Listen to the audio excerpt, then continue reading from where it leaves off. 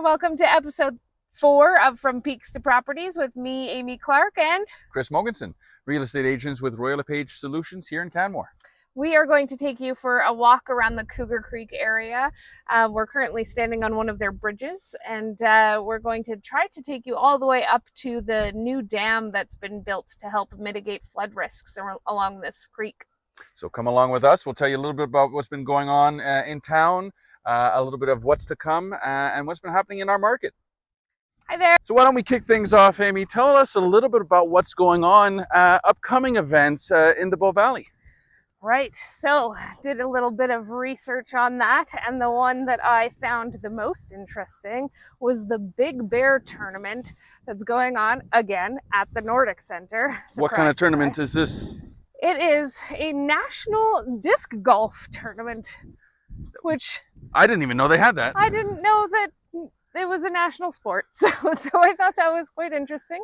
It does close off various trails at the Nordic Centre, and it's happening at the very end of May, the 30th and 31st. So if you're planning on getting that mountain biking stuff started early, then you'll want to look at closures for those dates up at the Nordic Centre. It just goes to show the flexibility of the Nordic Centre and how it caters to so many different types of athletes, and that the Bow Valley in general, to think disc golf. Now we've got some disc golf tournaments that are being held on a world competition level. Yeah, who knew? Happening right before this Big Bear tournament, we have your typical Bow Valley excitement happening at the ski hills. Why don't you tell us about that? We got it's May long weekend. Both Sunshine and Lake Louise are having their annual slush cups. Now, if you haven't been to one of those before, don't know what it is, Amy avoids them at all costs. The ski hills, they are busy, but it's a huge party. It's a closure for the season as we come into the summer months, and then we're going to shut down until next winter.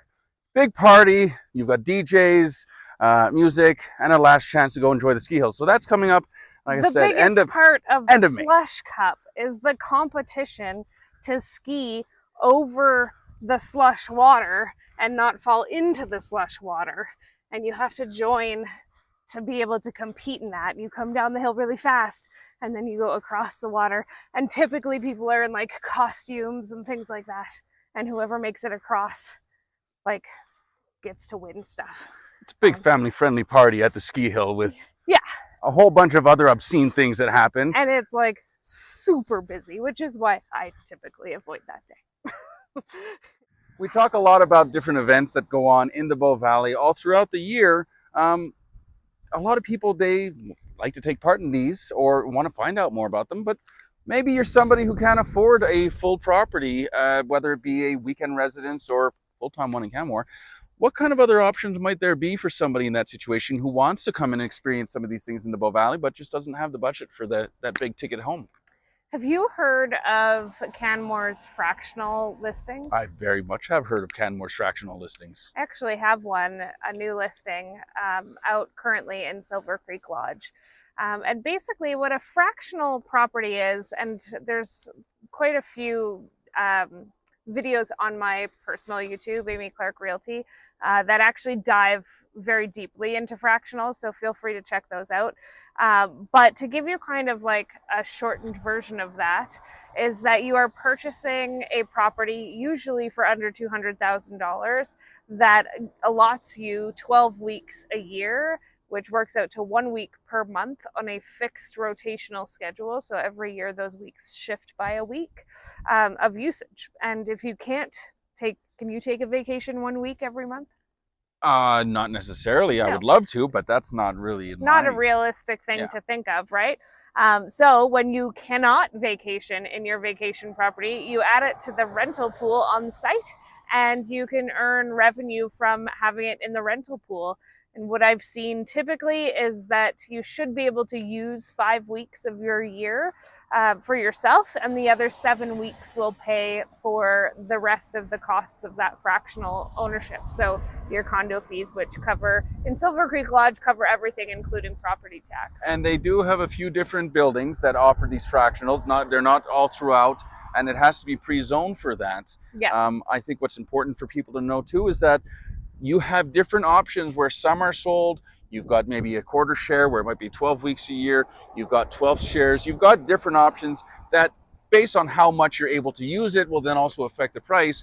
But what's important for people to know is that they can't mortgage these properties. They can't. So usually people are using like home equity lines of credit, or other various ways of financing that kind of property, unless you have $200,000 sitting in your bank account. But if you do, then buy a full ownership unit because you'll make more money off of it. But when it comes to pulling from a HELOC, that's what I see the most to finance these types of properties. I think what's also important to know for somebody who is thinking about, hey, I can use this property now and then when I do go on vacation, but rent it out otherwise. We've spoken before about taking rental properties outside of the rental pool and self-managing, or having an external management company take care of your rental for you. That's also not much of an option with fractionals.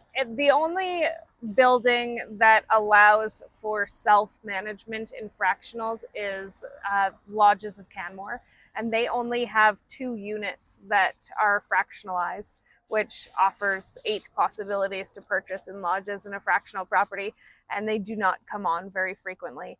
Solera, Sydney Street, and Silver Creek do not allow you to self-manage your short-term rental. And personally, I think that it would become a real hot mess real fast if people were self-managing. That would make sense. If you own a property that's shared with 4 X amount of other people, trying to coordinate that would be very difficult. It would be very challenging. But as an overall, this gives a really good opportunity and option for somebody who does want to experience some of that Bow Valley, whether it be the events or just your casual vacation, to come in here and to be able to own a property that is significantly less costly, where it's almost, I kind of compared them a little bit to sort of like a timeshare. So the biggest difference between timeshare and fractional ownership is that with fractional ownership, you actually have your own title to your own property. Your quarter interest within this specific unit is not shared with anybody else. So you have property title, unlike a fractional property where you do not have property title. And that's a big distinction and an important thing to remember when you're looking at the difference between the two.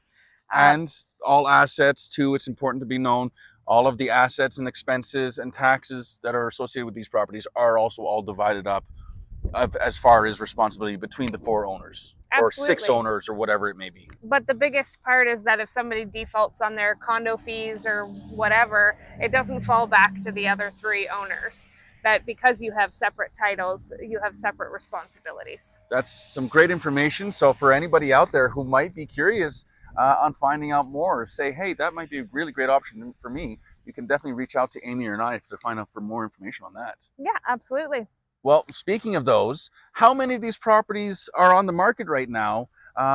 We should maybe just dive into stats and find out what, if any of these, are available on the market today. Well, you're the stat man, so give it to us. We are now into April, which means that our spring market is in full swing. If we go back to the month of March, we had 45 sales in March, 17 of which were apartment style properties. And of those 17, 8 of them being short-term rentals. We did have 6 sales of your detached single-family homes, which sold last month. Only a couple of which being under the 2 million mark. And the rest are comprised of townhomes and duplexes, your semi-detached, things like that. It is important to note that of the 17 apartment style and specifically the 8 short-term rental units, they all sold within a month. Is that right? Yeah, under 30 days. Less than 30 days. So that definitely means there's high demand. And again, with only 7 being on the market, generally speaking, when they do come up, if they are even remotely reasonable, they kind of tend to go pretty quickly. And you know what? Sometimes even the unreasonable ones go less quickly, but they go. We did talk about fractionals a little bit earlier. Of the 8 which are currently for sale right now, I believe one of them is yours. One of them is my listing, absolutely. We get all the information up front here now. So what's really great about the listing I have is that it's the only 2-bedroom lock-off property available. We didn't talk about that when we kind of dipped into fractionals, but with Silver Creek Lodge, which is where my listing is, you have the option of getting a 1-bedroom, a regular 2-bedroom, or a 2-bedroom lock-off. And with that lock-off, it's kind of like a shared hotel room door, if you've ever been to one of those, where there's a door on either side that lock. And if you want to use both sides, then you open those doors. If you only want to use one side, then you keep those doors locked. And what that does is it provides a lot more flexibility in the short-term rental market, because the property can be rented as a 1-bedroom or a 2-bedroom or a hotel room. Also, if you're using your week and you only need one of your bedrooms, you can use one side and still generate revenue by renting out the other side. That's some really great information. Yeah. So we spoke about this earlier. How many weeks a year are you able to use this property for? In Silver Creek Lodge, it's typically 12 weeks per year. So they have a fixed 1 week per month rotational schedule. So I was saying, like, for my listing, it is the last week of every month. So it includes Christmas week this year. Next year, it will likely be the first week of every month. And are you able to share with us the price? $185, which is inclusive of GST. Yeah. All right. So yeah. For anybody who's interested in, like we spoke about, potentially having one of those vacation properties that you can jump off to without breaking the bank, and then otherwise be able to rent it out when you're not using it yourself, reach out to Amy over here. She's got some options. I'm your for you. gal.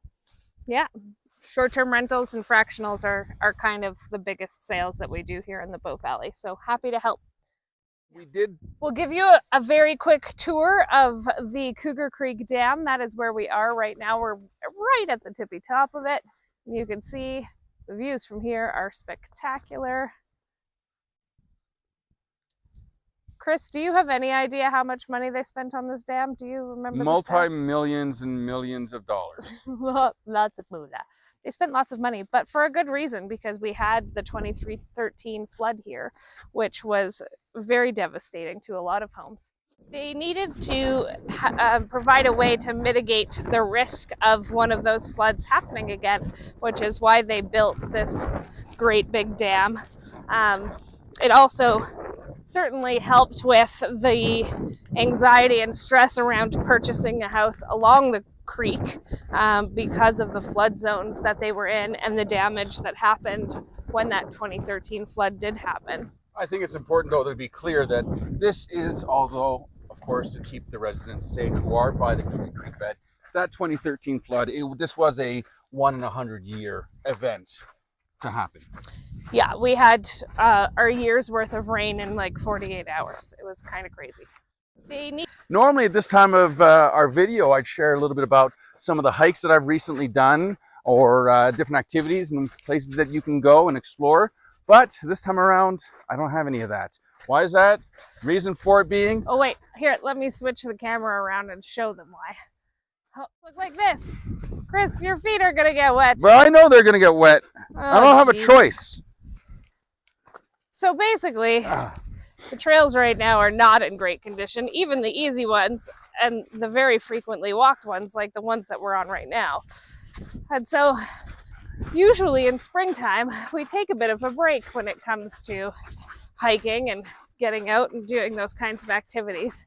That's important just on its own. Again, we've spoke about this before, trail etiquette, where the trails are so muddy, and actually, you know, high foot traffic causes erosion on a lot of these trails that have been set up. So right now, with one, temperature causing really big risk of danger as the snow is melting, is one really big reason to stay off the trails. And then other one is just like Amy just said, conditions are not great and not very pleasant. I know that us walking around here today, my feet are wet. How about yours? My feet are wet. One thing I'd like to say about the erosion and trail etiquette is that on what we're on right now, this is a man-made trail. We're not worried about erosion. We've chosen our trails carefully.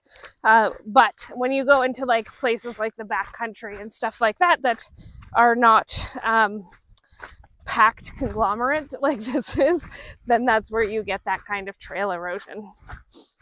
Look like this. Well, I think that brings us to the end of today's video. We've brought you right back to where we started. Again, with our three sisters right behind us. You've been seeing a lot of them today. I don't know if there's anything you want to add into that.